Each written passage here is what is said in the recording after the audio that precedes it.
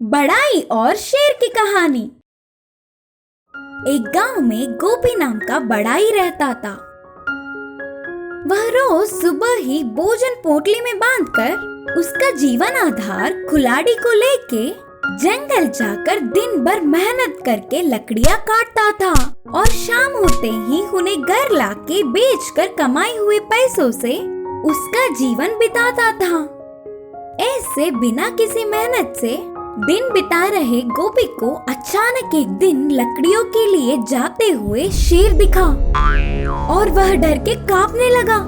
उसके पूरे शरीर में पसीने छूट गए। इस जंगल में जंगली जानवर नहीं होंगे सोचकर आया था। ऐसे अचानक शेर के सामने खड़ा होगा करके उसने बिल्कुल भी नहीं सोचा था और उसने जीवित बचने की उम्मीद भी छोड़ दी। उसकी अवस्था को देख शेर ने कहा, डरो मत, मैं तुम्हें कुछ नहीं करूँगा। शेर के ऐसे बोलने पर उसने चैन की सांस ली। बाद में थोड़ा धैर्य करके आगे जाकर उसके लाए हुए भोजन को शेर को दिया। उसे पूरा खाने के बाद भोजन बहुत ही स्वादिष्ट था बोलकर शेर ने तारीफ किया। उस दिन से गोपी और शेर अच्छे दोस्त बन गए। वह हर दिन शेर के लिए स्वादिष्ट भोजन लाता था। त्योहारों के दिन तो अलग अलग तरह के पकवान भी लाता था। ओह हाँ, इतना स्वादिष्ट भोजन तो मैंने अपने जीवन भर में नहीं खाया होगा। बोलते हुए उन पकवानों को खा रहा था। अपने दोस्त की तारीफ से गोपी को बहुत खुशी मिली। कुछ दिनों के बाद शेर के कौवा और लोमड़ी दोस्त हुए। वह अपने दोस्त गोपी के बारे में बहुत बोलता था।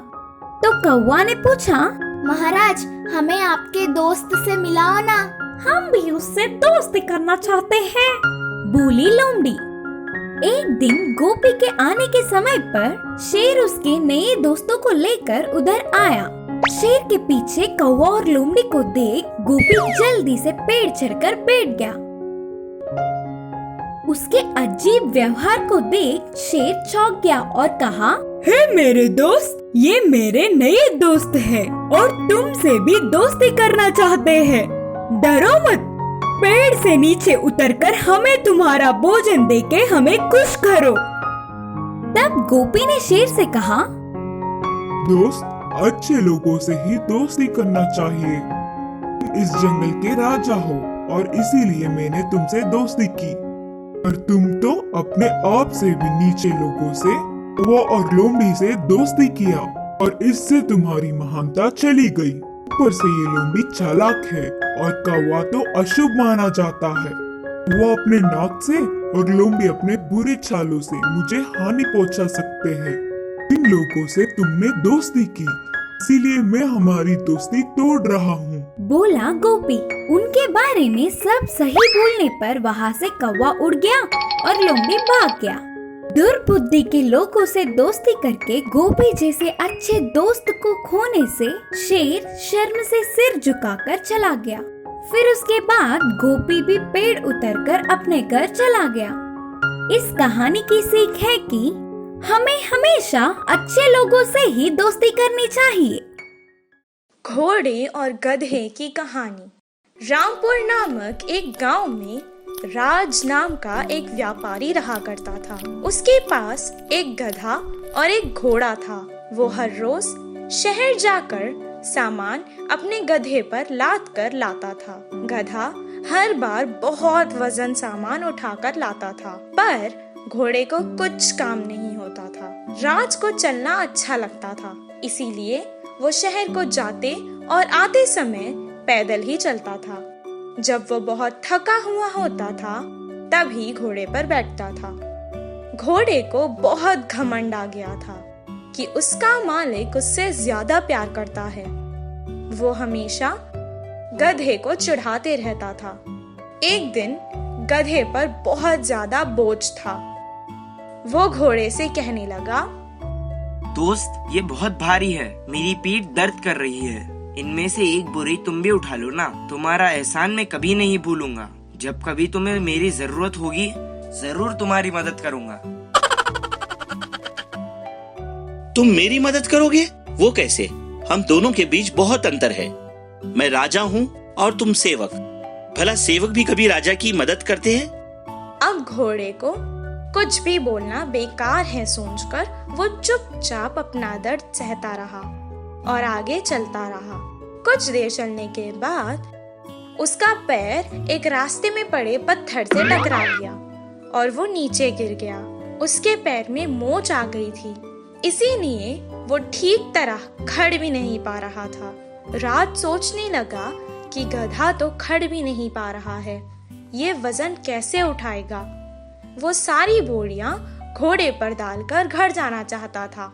मालिक, ये गधा कामचोर है, काम से बचने के लिए नाटक कर रहा है। अगर आपको यकीन नहीं होता तो एक बार इसकी जांच कर ले। राज को घोड़े की बात कुछ हद तक सही लगी, तब वो गधे की जांच करने लगा। पर गधा सच में दर्द से बहुत तड़प रहा था। राज को गधे पर तरस आ गया, घोड़े को झूठ बोलने की सजा दी और उस पर सारी बोरियां डाल दी। वो सब घर को वापस आ गए। जब तक गधे का पैर ठीक नहीं हुआ तब तक वो रोज घोड़े पर ही बोरियां रखकर ला रहा था। घोड़े को भी अब अकल आ गई थी और उसने गधे से दोस्ती कर ली। इस कहानी से हमें ये शिक्षा मिलती है कि मालिक की नजर में कोई भी बड़ा या छोटा नहीं होता। भेड़िया को सबक देने वाली बकरी की कहानी। एक जंगल में एक भेड़िया रहता था। वह बहुत चालाक था।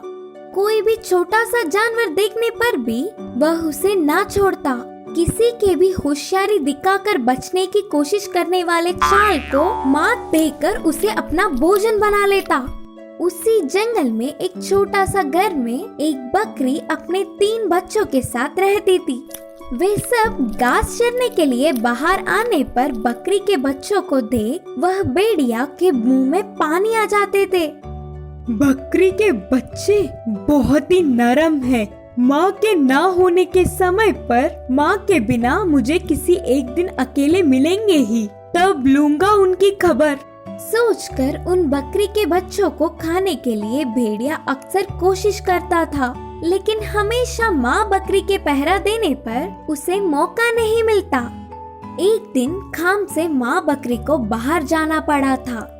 जाते जाते, बच्चों ध्यान से सुनो, मेरे अलावा कोई भी आए तो दरवाजा मत खोलना, बोलकर सावधानियां बरतती गई।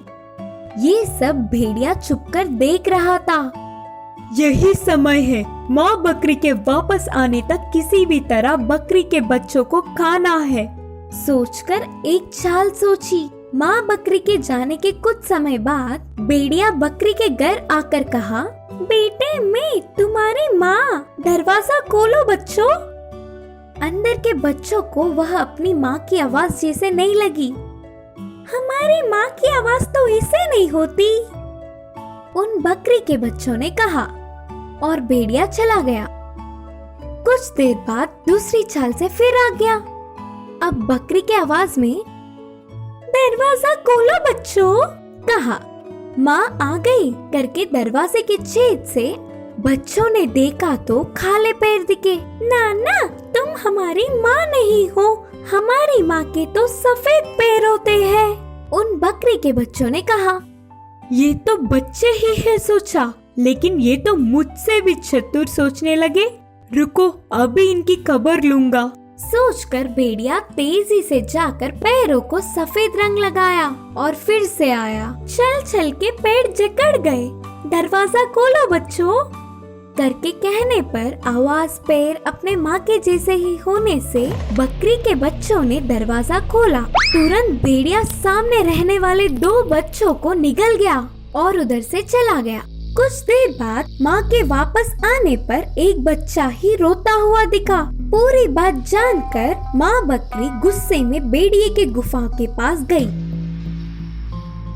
भूख बुझाकर अच्छे से नींद में रहने वाले भेड़िया के पेट काटकर अपने बच्चों को धीरे से बाहर खींच लिया और कुछ पत्थरों को भेड़िए के पेट में डालकर फिर से टाके लगा दी। बच्चों को लेकर पास के पेड़ के पीछे चली गई। फिर कुछ देर बाद नींद से उठने वाला भेड़िया कुछ नहीं जानता था और प्यास बुझाने के लिए नदी के पास जाकर पानी पीने के लिए झुकते ही पत्थरों के वजन से नदी में गिर के डूब गया। भेड़िए के पीछा छूटने से बकरी और उसके बच्चे बहुत ही खुश हुए। तब से वे सब जंगल में चैन से रहने लगे। इस कहानी की शिक्षा है कि हमारी दृष्टि और सोच का सीधा हम पर ही असर होता है।